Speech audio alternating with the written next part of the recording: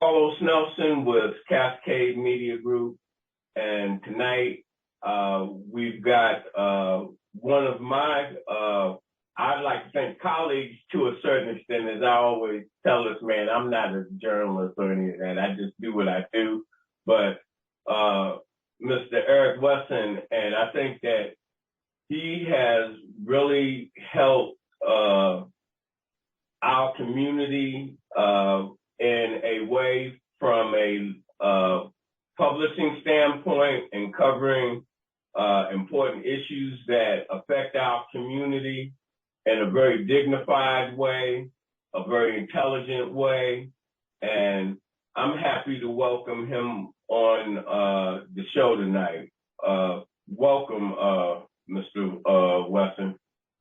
Thanks, Carlos. Thanks for having me. And I'm just trying to be like you. You know, you're sitting there making history every time you record a program. It's nothing that they can take away from you. So I commend you on your efforts. I want to be like you when I grow up. Hey, man, please. Rich, happy, and famous. You know what, Eric? Sometimes you might think I'm kidding. Sometimes I think about you when I first came in contact with you up at the church on Linwood. They had something. Leon Dixon said, Carlos, you need to come to this. That weekly thing that they had, and Black Agenda Group. Was right. And you had like one of the Muslim beanies on. And Mr. Dixon was giving me the 411 on you. And I just watched you over a 15-year period, and watch you develop and, as I said, represent.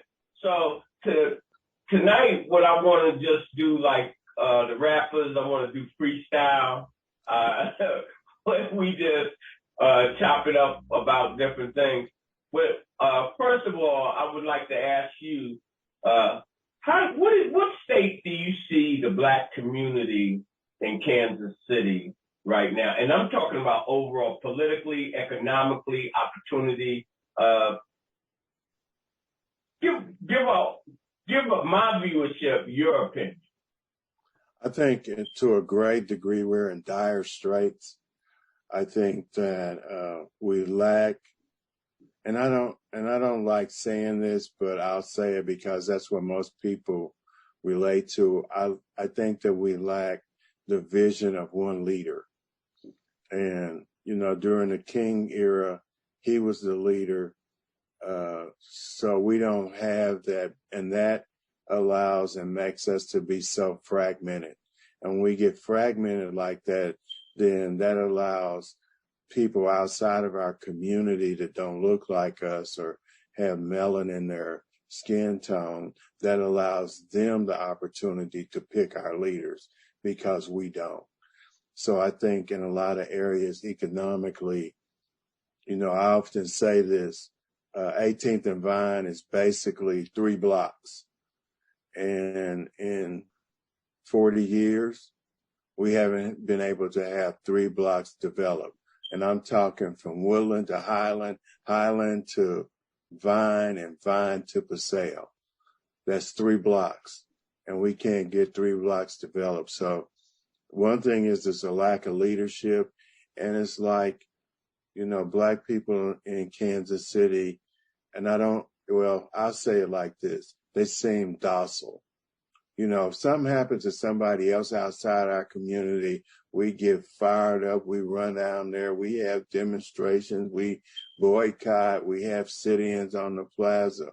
But our own conditions with people that we know that live across the street or down the street or across the street from our grandmother or who we go to church with, it's like we're not connected to their pain. And that's tragic. So I think overall, there's still hope. But I think right now, if I were to gauge what's going on in the Black community, I would say we have very serious problems, and we're in dire straits. I'm in concurrence with that. Now, second part of that is, why do you see that happening? See, I have my own hypothesis of what's going on. Can you, in a short synopsis, tell us what you see as the main reason that we're in this condition? Short-sightedness to a great degree. We don't, one thing I love to do is I love to play chess. And playing chess is like the long game, the end game. What's the overall big picture? And we know it's to capture the king. But what we do is we get short-sighted, and being short-sighted, we live for the moment and we don't look for the long game. Like playing golf, I think that's one of the things about golf is playing the long game. And I think that is what we haven't done, and we haven't established ourselves economically. We have tremendous spending power and we give it away and we get nothing in return. Example, we don't even have a black-owned gas station in Kansas City in 2022. We don't have black general contractors in 2022. We've got, some folks that claim they could be general contractors, and they probably could for projects like building houses and things like that. But it's no real money in that versus developing a shopping center or doing some of the projects like Kelvin Simmons is doing and Emmett Pearson. So we're on the outside of the economic spectrum looking in because we don't control our politics. We don't control our economics. So, I often tease people about we like 2 weeks away from chopping cotton again, and we don't even realize it. I like that analysis. That's more, to me, what you explained, that's really, it's simple, but in our community, you have to really be on a higher mental level to understand what you just said. But from my perspective, breaking that down, first of all, you don't have any. Leon's Thriftway.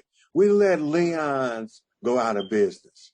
Right. That's what I'm getting ready to allude to. I'm glad you brought Leon's up because that's one of my talking points in a lot of my conversation about Black people and the control. First of all, since I've got into media, everything that I do, whether I'm eating or whatever, I'm looking through a media lens. I'm looking through that lens on why do I do this? Why do people do what they do? Why do Black people specifically do what they do? And here in Kansas City, we don't have no economics because, first of all, we don't really have any businesses. We have a handful of businesses, and they're really not what you would call businesses. You have barbershops, hair salons, nails. But then what you have is a lot of Black people that have these degrees and what have you. They consultants. They don't have no office. They don't have no investment. Most of the time they have worked for a government agency, the school board, or something, and they've been trained by one of these corporations, and they have a Eurocentric trend of thought on how to do things and so forth. So that's a problem. You talked about short-sightedness. Short-sightedness means, from my perspective, everyone is only concerned about the meal that's going to be served tonight. They're not concerned about the meal that needs to come next month, 12 months, and all of that. In congruence with all of that, the world situation as it relates to economics and the real trickle down where the 1% control the corporation. the corporations control the politics, and the politics control the laws that have us handcuffed. And so when we have political representation that is not really representing us, we cannot change the laws, which ultimately is controlling everything that the United States do, from economic, from war to everything. And all that control is coming from that 1%. And that 1%, most of the people in the United States and on the planet work for one of their corporations or one of their subsidiaries. Therefore, the economic pressure that is on Black people, you really can't say too much about anything in reference to furthering our cause because you will lose your job. Mm-hmm. Do you think that's a fair representation of what's going on? To a short extent. That's a fair representation, and it's accurate, but I'll take it one step further than that. And I'll say that even if we get into the political structure of things, we vote for people because they're Black. We don't vote for them based upon, and you know, it's kind of like reverse discrimination or reverse racism. We don't look at the overall picture of what has this person done for us in the past, what plan, what doable plan, the key word is doable plan do they have for us in the future. Case in point, I was listening to somebody that's running for political office, and they were talking about issues and things that don't pertain to the power within the office that they're running for. But because their cheat sheet or their frame or the mentality that they think Black people have, which is very limited when it comes to political structure, then they were making a lot of promises about things that they were going to do. And I was sitting there listening to them, and I'm like, but that doesn't fall within the realm of the political office that you're running for. If you're going to do that, then you need to run for the school board. If you want to do that, you need to run for the city. If you need to do that, you need to run for the United States Congress. What you're running for, it doesn't pertain to. But, you know, the people in the room, as I watched and kind of scanned the room, they were all mesmerized. They were clapping. They were giving standing ovations. And I was sitting there listening like, either you didn't take civics or you just not understanding what the political structure is. And all so right. that's it. We have a lot of political immaturity in our community, and therefore we elect people that don't represent us.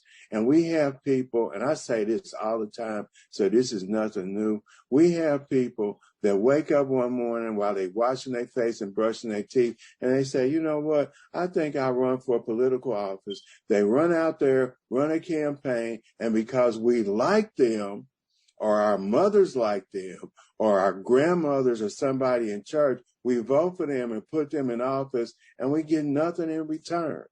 I think, and then we always make the comparison of the people in the Northland. But this is what the people in the Northland do. They have a plan, and they have a very structured plan. They don't allow people to just get up and decide to run for office.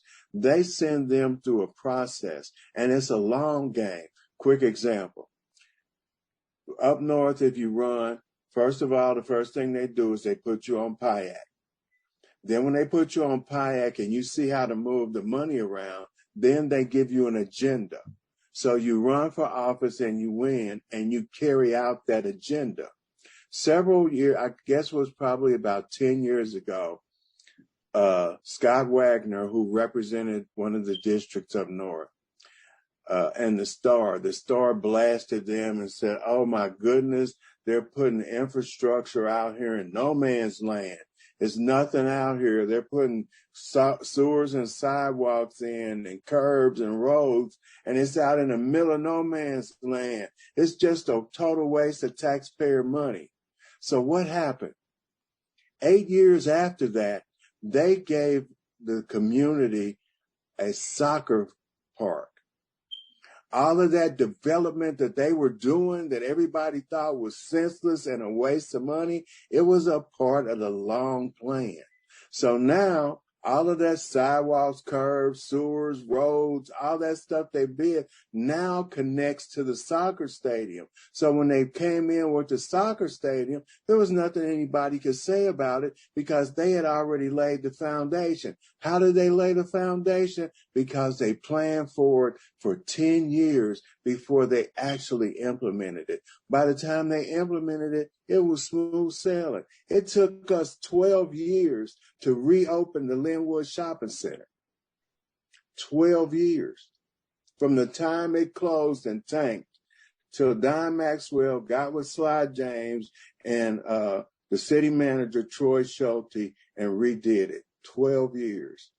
We talk about Leon's Thriftway. You know they tore those projects down behind Leon's. They tore them down. And what did the community say? We don't want no more low-income housing back there. We want middle-income housing back there. So they argued with HUD, made HUD tear all the plans up. 18 years later, there's nothing back there. And what people don't realize or understand is we always talk about what we don't want, but we never talk about what we do. But what people don't realize is 90% of the people that live back there behind Leon's supported the grocery store. When they took that housing away from back there, they took his base away. The program is brought to you by the Kansas City Business Association.